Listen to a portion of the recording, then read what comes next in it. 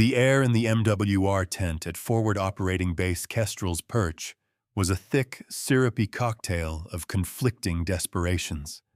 It smelled of stale beer clinging to the damp wood of the makeshift bar, of old coffee scorched onto the heating element of a perpetually brewing pot. And beneath it all, the ever-present olfactory bedrock of the theater. Diesel fumes, sun-baked dust, and the faint metallic tang of human sweat. The sounds were a low, grinding symphony of existence in a place that was never meant to be permanent, but had become so through sheer, stubborn will. The hum of overworked fluorescent lights overhead, the distant rhythmic thumping of a generator that was the FOB's iron heart, and the murmur of tired voices trying to convince themselves they were somewhere, anywhere else. This was a place of waiting. Waiting for the next patrol, waiting for the next mail call, waiting for the rotation that would finally send them home. In a corner, away from the crude bonhomie of the soldiers gathered around a flickering television screen, sat a woman. To call her unassuming would be an exercise in dramatic understatement. She was a study in deliberate anonymity. She wore nondescript civilian attire, khaki cargo pants and a plain gray t-shirt that had been washed so many times it had surrendered any claim to a specific shade. Her hair was a simple brown, pulled back in a functional tail that betrayed no hint of style. She was not large, nor was she strikingly small. She was simply present. Like a piece of standard-issue equipment, she occupied space with an economy that drew no attention. In her hands, she held not a phone or a magazine, but a thick, blue-bound technical manual, its cover emblazoned with a series of alphanumeric codes that meant nothing to the casual observer. Her eyes, the only feature that seemed to possess any real energy, scanned the dense pages of schematics and data tables with a serene, focused intensity. She did not fidget. She did not look up. She was a pool of absolute stillness in a room of restless energy. That restless energy had a definite epicenter. Sergeant Rex Miller, who insisted his men call him Bulldog, was holding court. He was a man carved from the very archetype of the infantry NCO. His neck was as thick as a fence post. His arms were a roadmap of veins and faded tattoos, and his face looked as if it had been chiseled from sun-dried leather and then tenderized with a hammer. He moved with a swagger that was part performance, part genuine belief in his own physical dominance. His voice, a gravelly boom that needed no amplification, filled the tent, bulldozing over the lesser sounds of conversation and the television. He was telling a story, a loud, profane epic involving a bar fight in Manila, and his audience, a half-dozen younger soldiers from his rifle squad, hung on every word, their laughter a chorus of practiced adulation. Miller's worldview was as simple and brutally effective as the rifle he carried. The world was a hierarchy, and that hierarchy was determined by visible strength, by demonstrable power, by the volume of one's voice and the weight of one's presence. He saw the world in uniforms and ranks, in muscle and scars. He was a sergeant of the United States Army Infantry, a leader of men in a combat zone. In the small, self-contained universe of FOB Kestrel's Perch, and especially within the walls of this tent, he was a minor king, and he ruled his court with the unshakable authority of unexamined confidence. His gaze swept the room, an act of casual territorial survey, and it fell upon the still figure in the corner. He paused his story mid-sentence. His men, conditioned to his rhythms, fell silent. The object of his attention was the woman with the book. He had seen her around the FOB for a few weeks, a ghost in civilian clothes who moved between the command post and the logistics hub. A contractor, he assumed. Some pencil pusher from a Beltway bandit firm, probably overpaid and utterly useless, here to analyze supply chain efficiency or some other nonsense that had no bearing on the real business of war. He saw her silence not as peace but as an affront. Her stillness was not calm. It was a judgment. In his kingdom of noise and motion, her quiet was a pocket of rebellion. "Hey," he barked. The sound was a physical thing, a rock thrown into the placid pool of her concentration. She did not look up. She simply turned a page, her focus unbroken. Miller's jaw tightened. The jackal had ignored the lion's warning growl. This was more than an affront now. It was a challenge. His men shifted, sensing the change in atmosphere. The air crackled with the promise of confrontation. He took a deliberate step toward her, his boots scuffing loudly on the plywood floor. The entire tent was quiet now. The only sound, the hum of the lights and the distant, indifferent generator. "I'm talking to you, sweetheart," he said, his voice dripping with the condescending familiarity that was meant to be a weapon. He stopped in front of her table, casting a large shadow over her and her book. He was invading her space, a physical assertion of dominance that had always worked for him before. It was a language of intimidation that every creature understood. Slowly, deliberately, she lifted her head. Her eyes, a cool, indeterminate gray, met his. There was no fear in them. There was no anger. There was, to his profound and immediate irritation, nothing at all. It was like looking into the lenses of a camera. She was observing. She was recording. She was not reacting. "My name is not Sweetheart," she stated. Her voice was even, pitched at a conversational level, yet it carried across the silent room with absolute clarity. It was a voice devoid of emotional inflection, a pure vessel for information.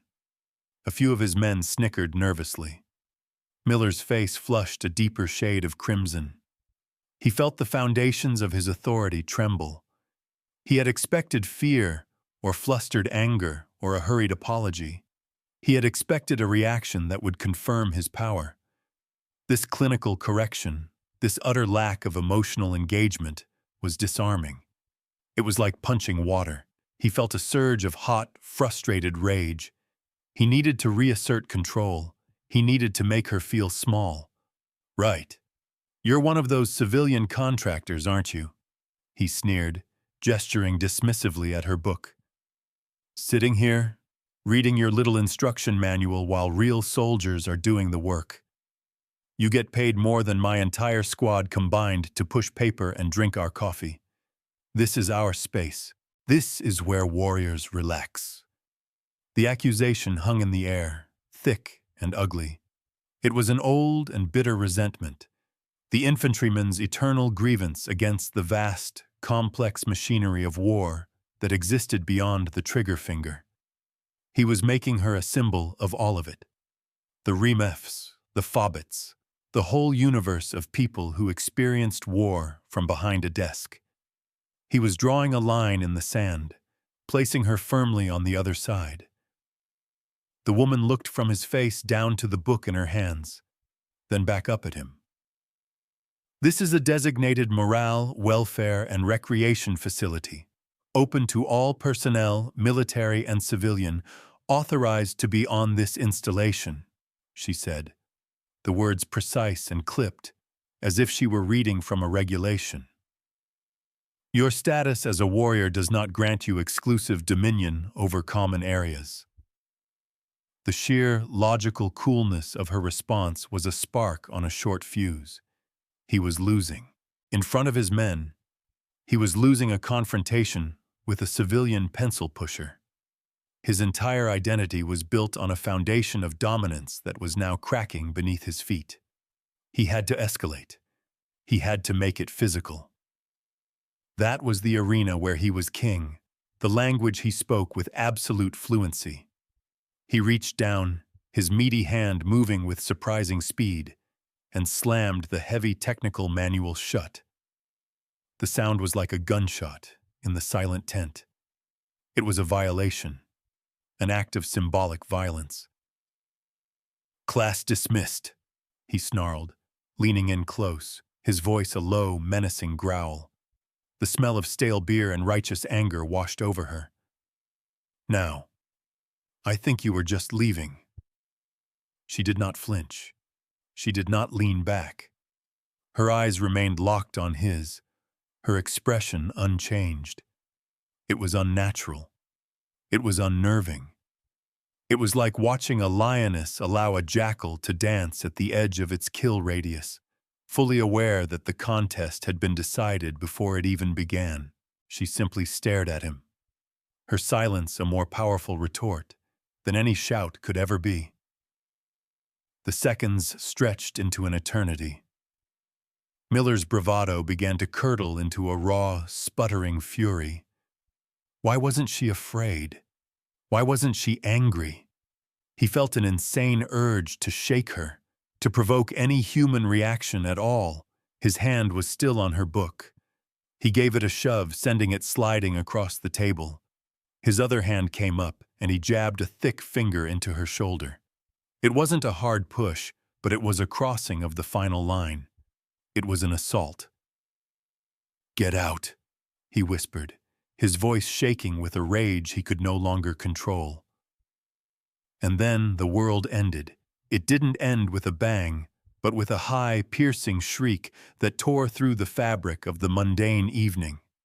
It was the sound of incoming, a sound that bypassed the ears and drilled directly into the primal brainstem. For a fraction of a second, everyone in the tent froze, a tableau of shock and dawning horror. Then the first mortar round landed, a crump of displaced earth and superheated air somewhere near the northern perimeter, and the universe dissolved into pure, shrieking chaos. The sirens on the fob wailed to life, a mechanical scream of terror that was immediately joined by the staccato rip of heavy machine gun fire from the guard towers. The lights in the MWR tent flickered, then died, plunging the room into a terrifying twilight, illuminated only by the frantic, strobing flashes of red emergency lights. Another mortar hit, closer this time, and the entire tent shook, rattling the teeth of everyone inside. The soldiers, trained for this moment, reacted. But their reaction was one of instinct, not of intellect. It was a chaotic scramble for cover, a cacophony of shouted orders that overlapped and contradicted each other. Sergeant Miller, his personal drama instantly vaporized by the existential threat, was back in his element, or so he thought. "Get down! Get to the bunkers!" he roared, his voice now a tool of command rather than of bullying. He shoved his men toward the exit, his body a shield, his mind racing through the immediate action drills he had practiced 1,000 times. He was a creature of crisis, a man built for the brutal simplicity of a firefight. He grabbed a rifle from a young private who was frozen in fear, his hands working the charging handle by muscle memory alone. The noise was deafening now, a rolling thunder of explosions, the constant, high-pitched crackle of small arms fire, and the deeper, rhythmic thumping of the phobie's own defensive guns coming to life. It was the sound of a complex, coordinated attack. This was not a few potshots from the hills. This was a siege. Panic was a contagion, and it was spreading. The established leadership was reacting, but they were reacting to what was in front of them. They were fighting the fires they could see, plugging the holes as they appeared. It was loud, it was violent, and it was deeply, fundamentally ineffective. They were being overwhelmed by the sheer complexity of the assault. Miller, for all his bluster and his genuine courage, was just one more voice shouting into the storm. He was yelling commands based on a tiny, localized sliver of the battle. He was a chess piece, blind to the board, trying to win the game by sheer force of will. Amidst this maelstrom of fear and reactive violence, the woman moved. Her previous stillness had not been broken by the chaos. It had merely transformed. Where there had been a state of passive observation, there was now a state of kinetic purpose. She rose from her chair, not in a scramble, but in a single, fluid motion that was economical and utterly devoid of panic. The red emergency lights cast her in a hellish, pulsing glow, and for the first time the soldiers who noticed her saw something other than a plain civilian. They saw an instrument. She did not run for the bunkers. She moved in the opposite direction, toward the small, makeshift command node at the back of the tent, where a bank of radios and tactical displays sat mostly unused. Her movements were a testament to a lifetime of training that no one in that room could possibly comprehend. She flowed through the chaos like water moving around rocks, her path efficient and direct. She reached the comm station, and her hands flew across the consoles. She didn't fumble or search. Each touch was precise, each button press deliberate.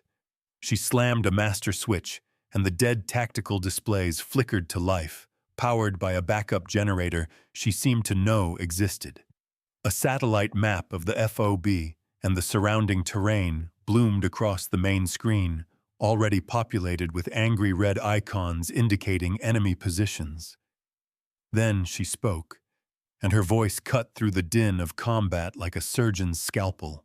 It was the same calm, clinical voice from before, but now it was infused with an authority that was absolute and undeniable. It was the voice of command. All stations, this is callsign Architect. I am assuming tactical control of this net. Authentication code Victor Alpha Niner 0. The words were a string of incomprehensible jargon to most, but to the trained ears, on the other end of the radio, it was a thunderclap. It was a ghost stepping out of the shadows. A stunned silence fell over the command channel, a void of disbelief that lasted for only a heartbeat before a flustered voice from the main TOC acknowledged her. "Architect, you are on the net," the voice stammered. The woman, the architect, began to issue orders. It was not a series of requests. It was a symphony of destruction, conducted with the calm, detached precision of a grandmaster playing 100 games of chess at once. Sentinel Battery 4 is firing on ghost tracks. Redirect to grid 3-8-9er, azimuth 1-5-5, fire mission Steel Rain. I need counter-battery radar traces on the origin points now. Scramble the QRF but hold them at phase line alpha.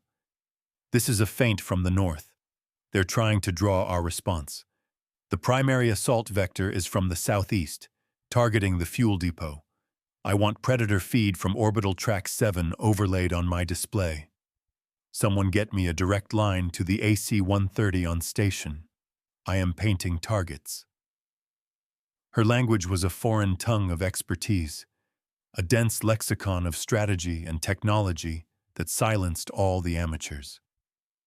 The soldiers in the MWR tent, including Sergeant Miller, were frozen. They were watching a creature from another plane of existence operate. He had tried to bully this woman, to intimidate her with his physical presence, and now he was listening to her move brigades and call down fire from the heavens with a few quiet words. The scale of his error, the sheer, cavernous depth of his ignorance, was beginning to dawn on him. It was a cold, sickening dread that eclipsed even the fear of the incoming rounds. The firefight intensified on the southeastern perimeter, just as she had predicted. A section of the defensive wall was breached, and enemy fighters began to pour through. Miller and his squad, caught near the breach, found themselves in a desperate, close-quarters battle. They were pinned down behind a row of concrete barriers. The air around them a hornet's nest of supersonic lead. A round ricocheted, catching a young private in the leg. He went down screaming, his rifle clattering to the ground. Another soldier, trying to apply a tourniquet, had his own weapon peppered with shrapnel, the action seized into a useless block of metal. The position was collapsing. They were seconds from being overrun. The architect's voice crackled over Miller's personal radio, calm and clear amidst his own ragged breathing. "Sergeant Miller, what is your status?" "We're pinned down, taking heavy fire from the breach. We're about to be overrun," he yelled back, his voice strained with panic and exertion. "Negative, Sergeant. You are not about to be overrun. You are the anvil. Help is the hammer. Hold your position for 30 seconds. Before he could process the strange, archaic military terminology, he saw her. She had left the comm station and was moving toward them, not with a frantic run, but with a swift, predatory glide. She carried no weapon of her own. She moved through the active firefight as if she were taking a stroll through a park, the bullets and explosions a mere inconvenience. It was the most terrifying and awe-inspiring thing Miller had ever seen. She reached their position and dropped into a low crouch beside him. The soldier with the jammed rifle, his hands shaking, looked at her with wide, terrified eyes. Miller, in a moment of pure, unthinking desperation and residual contempt, acted on instinct. He grabbed the useless, shrapnel-damaged rifle and shoved it into her hands. "Here," he grunted, the word a distillation of his entire worldview. "Make yourself useful." It was the single greatest mistake of his life, and it would become the moment that defined him. She took the rifle. She did not look at him. Her entire being was focused on the piece of machinery in her hands. To Miller, it was a broken tool. To her, it was an instrument she knew intimately, a complex system of springs and levers and controlled explosions. Her hands moved over it with a speed and certainty that seemed impossible. It was not the clumsy fumbling of an amateur trying to clear a jam. It was the diagnostic process of a master surgeon. Her thumb found the magazine release, dropping the useless mag. Her fingers hooked the charging handle, locking the bolt to the rear. A quick, practiced tilt of the weapon ejected a mangled, brass-cased double feed. A new magazine, plucked from the webbing of the wounded private, was slammed home with an audible click. She hit the bolt release. The entire process took less than 3 seconds. She had done it all by feel, her eyes never leaving the enemy positions across the breach. What happened next would be seared into the memory of every soldier who witnessed it. It would become the core of a legend, a story told in hushed, reverent tones in barracks and bars for years to come. She brought the rifle to her shoulder in a single, fluid motion. There was no hesitation, no sighting in. The weapon seemed to become an extension of her own will. Crack. A single, precise shot. Across the breach, a fighter who had been setting up a machine gun dropped, a red mist blooming from his head. Crack. Another shot. The enemy RPG gunner, preparing to fire on their position, crumpled to the ground. Crack. Crack. Crack. 3 more shots, so fast they were almost a single burst, but they were not. They were 3 distinct, individually aimed, surgically placed rounds. 3 more enemy fighters fell. She had not fired a burst. She had not sprayed and prayed. She had executed 5 individuals with 5 bullets from a weapon that had been a useless piece of scrap metal less than 10 seconds earlier. It was a display of martial prowess so far beyond the norm, so impossibly perfect, that it bordered on the supernatural. She was not just a good shot. She was a weapon herself, a being of pure, lethal competence. The remaining enemy fighters, their leadership decapitated in a matter of seconds, faltered. Their assault lost its momentum. In that moment of hesitation, the sky above them was torn open by the guttural roar of an AC-130 gunship, a stream of cannon fire, a torrent of incandescent death, walked across the enemy's consolidated position, guided by an unseen hand. The hammer had arrived. The battle for the breach was over. In the sudden, ringing silence, broken only by the crackle of fires and the groans of the wounded, Sergeant Rex Miller stared at the woman beside him. He looked at her placid profile, at the rifle held loosely in her hands, at the 5 empty casings that lay at her feet. He was no longer looking at a pencil pusher. He was no longer looking at a woman. He was looking at something he did not have the words to describe, a force of nature wearing a human face. The foundations of his world had not just cracked, they had been pulverized into dust. The immediate crisis passed. The coordinated attack was broken, its remnants hunted down by the now organized quick reaction force. A tense quiet settled over the FOB, the air thick with the smell of cordite and adrenaline. Medics moved among the wounded, their voices low and reassuring. The architect, her work with the rifle done, had moved back to the command node, her voice once again a calm, steady presence on the comms net, directing the complex aftermath of the battle. Casualty evacuation, perimeter reinforcement, and the initial stages of the after-action report. It was then that the recognizer arrived. Through the haze of smoke and dust, a vehicle screeched to a halt, and 2 figures emerged.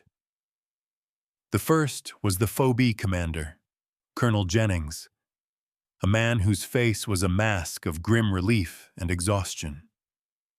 The second was a man who needed no introduction to anyone who had served more than a few years.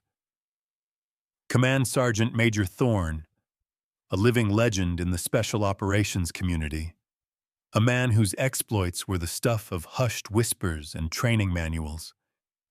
His face looked like it had been carved from naval tradition itself, all hard lines and unwavering authority. They strode into the MWR tent, which was now serving as the impromptu command post. Colonel Jennings was already barking questions, trying to piece together the sequence of events. What in the hell happened? Who took control of the net? Who authorized that fire mission? His eyes scanned the room, landing on the woman at the comms station. He saw a civilian contractor and opened his mouth to demand an explanation. But Command Sergeant Major Thorne saw something else entirely. He stopped dead in his tracks. His eyes, which had seen decades of war and chaos, widened in a flicker of pure, unadulterated shock, which was immediately replaced by something else. Profound, unconditional respect. His body, as if acting on an instinct deeper than conscious thought, snapped into the most rigid, perfect position of attention he was capable of. It was a gesture of absolute deference, a soldier's ultimate acknowledgement of superior authority. "Ma'am!" he roared, his voice a thunderclap that silenced the entire tent. "Attention on deck!" The effect was electric. Every soldier in the vicinity, from the colonel down to the lowest private, instinctively obeyed the command. They snapped to attention, their eyes locked forward, their minds reeling in confusion. They were standing at attention for a civilian woman in a dusty t-shirt. Colonel Jennings, his face a perfect picture of bewilderment, turned to his sergeant major. "Sergeant Major," he hissed under his breath, "what is the meaning of this? Who is she?" Command Sergeant Major Thorne did not relax his posture. He did not look at his colonel. His eyes remained fixed on the woman, who had now turned away from the console and was looking at him with a faint, almost imperceptible hint of amusement in her gray eyes. "Sir," the sergeant major said, his voice imbued with a reverence that bordered on awe, "that is not a she. That is Dr. Eris Thorne. They call her the architect. The reason our defensive grids held tonight is because she designed them. The reason the counter-battery radar worked is because she wrote the targeting algorithms, the book on modern asymmetric warfare. Sir, she is the one who wrote the actual book." A bomb of pure comprehension detonated in the room. The name descended upon them, carrying with it the weight of a myth. Dr. Eris Thorne, the architect. A name spoken only in classified briefings and at the highest echelons of the Pentagon. A ghost who moved through the shadows of global conflict, designing the strategies, planning the operations, and building the systems that allowed men like Sergeant Miller to fight. She was a graduate of West Point at 18, a PhD in strategic studies from 3 universities, and a former operator in a unit whose existence was officially denied. She was not behind the lines. She was the one who drew the lines. Sergeant Miller, standing ramrod straight in the formation, felt the blood drain from his face. The cold dread he had felt earlier now blossomed into a full-blown, soul-crushing humiliation. He had not just insulted a civilian. He had not just assaulted a woman. He had, in his blind, arrogant ignorance, challenged a living legend. He had handed a jammed rifle to the master of modern warfare and told her to make herself useful. The absurdity of it, the sheer monumental stupidity, was so profound it was almost comical. He wanted the earth to open up and swallow him whole. The architect, Dr. Thorne, walked calmly toward them. She stopped in front of her brother, the command sergeant major. "At ease, Michael," she said, her voice laced with a hint of familial warmth that no one else had ever heard. He relaxed, a small smile touching his lips. She then turned her gaze upon Sergeant Miller. Her eyes were not angry. They were not contemptuous. They were analytical, the eyes of an instructor dissecting a student's failure. She held up the rifle he had given her, the one she had used to such devastating effect. "Sergeant Miller," she began, her voice returning to its clinical, dispassionate tone. It carried across the now silent tent. "Let us analyze the last 30 minutes from a tactical perspective. Your initial engagement with me was predicated on a series of flawed assumptions. You incorrectly assessed me as a non-combatant, a liability. You allowed your personal prejudice to supersede your professional obligation to accurately identify all assets in your operational environment. This was your first failure." She took a step closer. He could not meet her eyes. His gaze was fixed on the floor, on the dust and debris of the battle he had survived only because of her. "Your second failure," she continued, "was your response to the initial contact. You escalated a non-confrontation into a physical one, sacrificing emotional control and situational awareness for a pointless display of dominance. In doing so, you diverted your attention and the attention of your men from your primary duty, security. At the moment of the attack, you were tactically compromised by your own ego."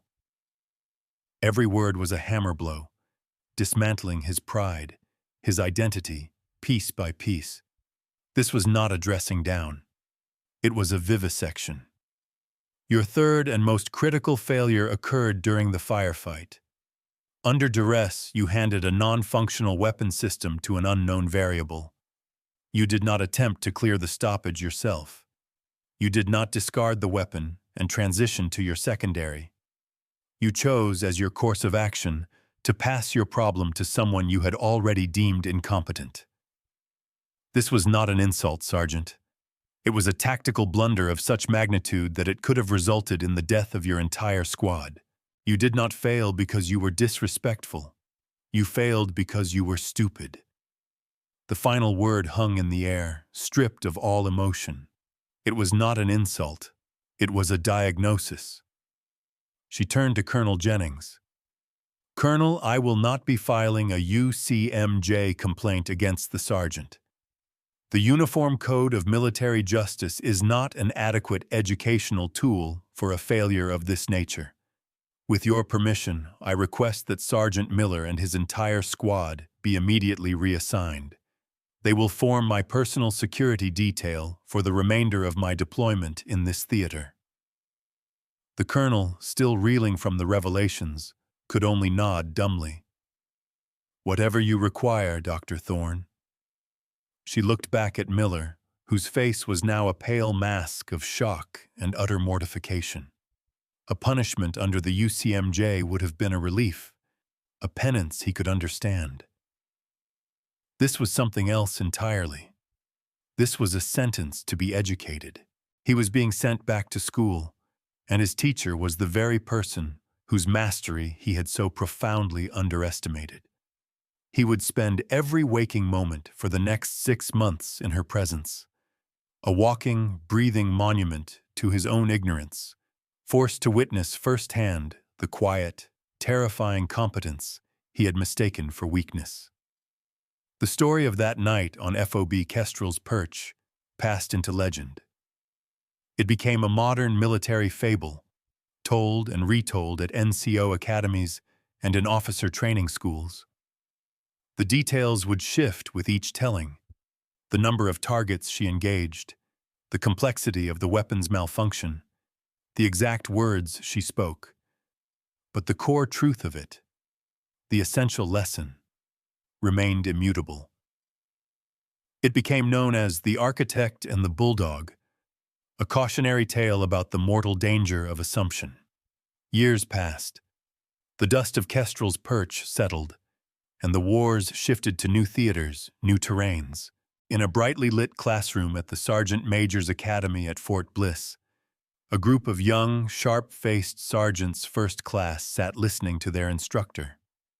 The instructor was a man in his late 40s, his once brawny physique now leaner, harder. His face, which had once been a canvas of easy arrogance, was now etched with the lines of hard-won wisdom. He carried himself not with a swagger, but with a quiet, centered gravity. It was Master Sergeant Rex Miller. He stood before his students, the best and brightest NCOs of their generation. "For the next hour," he said, his voice a calm, measured baritone that commanded attention without demanding it, "we are not going to talk about ballistics or tactics or the principles of leadership you've read in the field manuals. We are going to talk about the most dangerous thing on any battlefield, the thing you think you know for sure." He paused, letting his eyes drift across the faces of the young leaders. "I want to tell you a story about a mistake I made, a mistake that almost cost me and my men everything. It happened a long time ago, on a FOB that doesn't exist anymore. There was a civilian contractor there, a woman. She was quiet, kept to herself. And I, in my infinite wisdom, decided she was weak. I decided she didn't belong. I decided my uniform and my rank and the noise I made gave me the right to judge her." He told them the whole story. He spared himself no embarrassment, glossed over no detail of his own foolishness. He told them about the confrontation in the MWR tent, about his sneering contempt, about the jammed rifle. He told them about the 5 shots, and the voice on the radio that commanded the heavens, and the soul-shattering moment of revelation when the legend was given a name. "I spent the next 6 months as her personal shadow," he continued, his voice low and reflective. "I never saw her raise her voice. I never saw her lose her composure. I watched her brief 4-star generals and deconstruct enemy networks with a few strokes on a keyboard. I watched her outthink, outplan, and, if necessary, outshoot every single person she ever came across. She taught me that true strength, the kind of strength that wins wars and saves lives, doesn't need to announce itself. It doesn't need to swagger or shout. True strength is quiet. It is competent. It is prepared.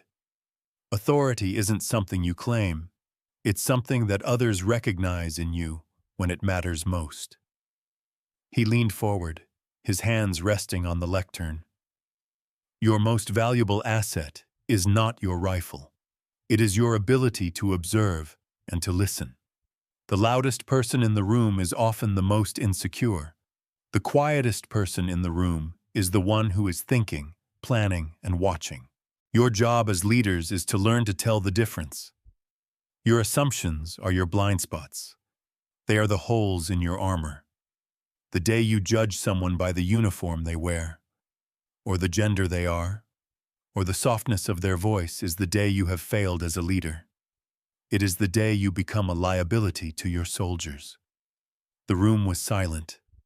The young NCOs captivated not by a lesson from a book, but by a scar tissue testimony from a man who had learned his lesson in the crucible of absolute humiliation. Rex Miller had been transformed.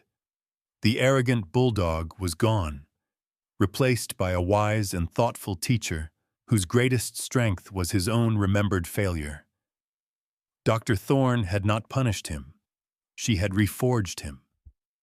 This, then, is the enduring moral of the tale, a truth that extends far beyond the dusty confines of a forward operating base. It is a lesson for boardrooms and classrooms, for factory floors and halls of power. The world is full of noise, full of people who mistake volume for value and confidence for competence. They build their identities on the flimsy scaffolding of appearance, on titles and traditions, and the fragile respect of their subordinates. But substance is always, in the end, superior to style. True mastery is a quiet thing. It is found in the calm hands that can repair the broken machine, in the steady voice that can chart a course through the storm, in the focused mind that sees the whole board while others see only their own small square. It does not seek validation, for it is its own proof. Let your actions be your argument. Let your competence be your creed. For in the final analysis, when the sirens wail and the world catches fire, the bluster of the arrogant is consumed by the flames, while the quiet professional gets to work.